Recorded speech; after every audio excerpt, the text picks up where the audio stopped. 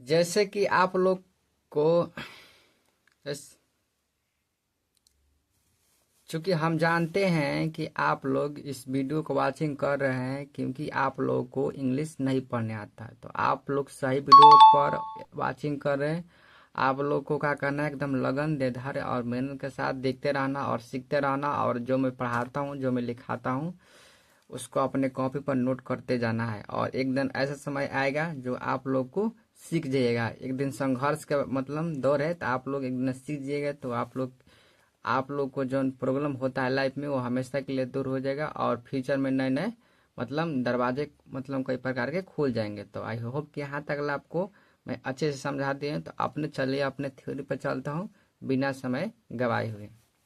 जैसे कि आप लोग को थ्योरी में लिखा गया है, थ्योरी जैसे ओ का उच्चारण स्थान हम लोग रीड कर रहे हैं। तो थ्योरी जब किसी वर्ड के लास्ट में यू के बाद, देखिए वर्ड के लास्ट में, देखिए यू के बाद, यहाँ यू के बाद आर ई, देखिए सभन में मतलब इस सभी वर्ड में, सभी में यू के बाद में आर ई आया है। जैसे आर ई आए तो यू का उच्चारण स्थान यानी यू की मात्रा आ जाती है। जैसे यहाँ के देखिए यो कर्मतियो की मात्रा आ जाती है। जैसे श्योर मने निश्चित, SURE है, और इम्प्योर मने अशुद्ध। आई होप कि आपको अच्छे से समझ में आ रहा होगा। और अल्लुर मन आकर्षण ALLURE। तो हम ये कहना चाहते हैं कि देखिए जिस प्रकार थ्योरी में लिखा गया है कि यहाँ, आई होप कि आपको अच्छे से दिख रहा होगा, यू के बाद RE आए तो यू का उच्चारण स्थान यो की मात्रा कर्मतियो की मात्रा आ जाती है। जैसे यहाँ हम बतलाना चाहते हैं कि यू के बाद में RE आए तो एक कर्मतियो की मात्रा आ गया है। तो आप लोग इसी चीज को फोकस कीजिए, जिस चीज पर फोकस किया जाता है आप लोग एक दिन ऐसे समय आएगा जो आप लोग एकदम सीख जाइएगा। तो थ्योरी नंबर दूसरा का में चलते हैं। गोल्डन थ्योरी कह रहा है जब किसी वर्ड के लास्ट में टी के बाद, हम आपको एकदम पॉइंट पर ले चलते हैं कि कोई किसी तरह का आपको समझने में दिक्कत नहीं होगा। जब किसी वर्ड के लास्ट में टी के बाद URE आए तो यू का उच्चारण स्थान अ की मात्रा होती है। देखो टी के बाद RE आए तो इसका मात्रा यहाँ अ की मात्रा आती है। जैसे यहाँ देख लीजिए, यहाँ मतलब जैसे कि ट्यू होना चाहिए तो नहीं हुआ है, आया है। यानी चूंकि हम लोग जानते हैं कि आता है तो हट जाता है।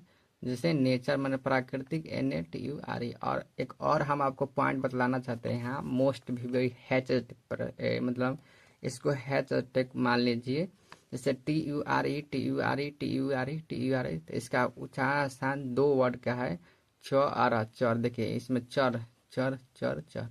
आप लोग को जब मैं मतलब जब मैं अगले वीडियो बनाऊंगा मतलब, तो वहाँ आपको यस वर्ड सिखाऊंगा एकदम जो हैच स्टेक रहेगा, गोल्डन रहेगा, जो आप लोग को अच्छे से समझ में आ जाएगा। जैसे चर, इसको चारों वर्ड मतलब चारों वर्ड की याद करिए तो चर दोष मतलब शब्द बनेगा।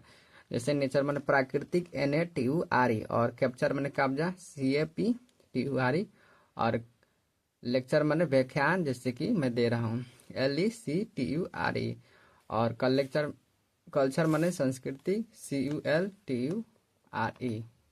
आई होप कि आपको अच्छे से समझ में आ रहा होगा। तो मैं फिर से रिपीट कर देता हूँ ताकि आप लोग को अच्छे से समझ में आ जाए।